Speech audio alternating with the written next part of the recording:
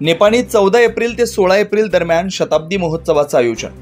आधुनिक भारताचे पितामह, भारतीय घटनेचे शिल्पकार, बोधिसत्व, विश्वरत्न डॉक्टर बाबासाहेब आंबेडकर हे कर्नाटकातील निपाणीला भेट देऊन 100 वर्ष पूर्ण झाल्याच्या निमित्तानं निपाणीत शताब्दी महोत्सवाचा भव्य असा कार्यक्रम आयोजित करण्यात येणार आहे। येत्या 14 ते 16 एप्रिल दरम्यान या भव्य कार्यक्रमाचं आयोजन करण्यात आलंय। यामध्ये कर्नाटकसह केंद्रातील आंबेडकरवादी नेते व विविध संघटनेचे पदाधिकारी आणि डॉक्टर बाबासाहेब आंबेडकर प्रेमी मोठ्या प्रमाणात सहभागी होणार असल्याची माहिती माजी मंत्री व निपाणीचे आमदार शशिकला जोल्ले यांनी दिली आहे। त्या निपाणी येथील हालसिद्धनाथ सहकारी साखर कारखान्याच्या कार्यस्थळावर आयोजित कार्यक्रमात बोलत होत्या।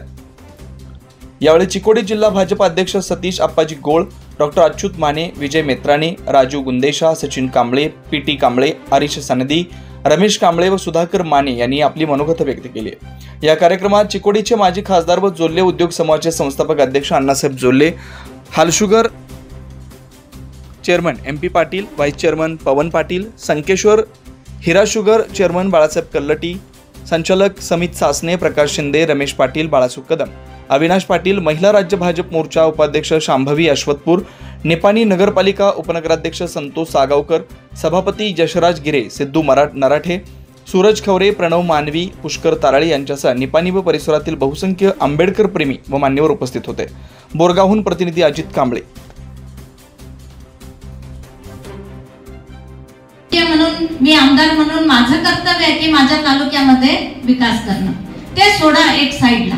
परंतु ज्या वेळेला माझ्या निपाणीमध्ये, आपल्या निपाणीमध्ये 100 वर्षाच्या पूर्वी डॉक्टर बाबासाहेब आंबेडकर आपल्या धर्मपत्नी सोबत इथे येतात ना सर, धर्मपत्नींच्या सोबत इथे येतात, वराळ्यांच्या घरी त्यांनी वास्तव्य करतात, हे इतिहास तुम्हाला सगळ्यांना माहित आहे। किती लोकांना माहित आहे जरा हातवर उचला, सगळ्यांना देखील माहित आहे। तर बाबासाहेबांनी इथे येऊन काय केलं, काय बोललं आणि ज्या वेळेला इथे किती दिवस राहिलं, हे सगळं आम्ही माहिती आता मी सरांच्याकडून पण घेतो आणि कोण वरिष्ठ आहेत त्यांच्याकडून पण घेतो आणि हे माहिती मी अजूनही डीप मध्ये संग्रह करतो। म्हणून मला हे एक विषय कळालं, खूप वर्षापासून कळालं होतं, परंतु ह्या एप्रिलला ते 100 वर्ष होणार होतं। म्हणून माझ्या मनात एक जिद्द होतं की आमचं अधिवेशन बेळगाव मध्ये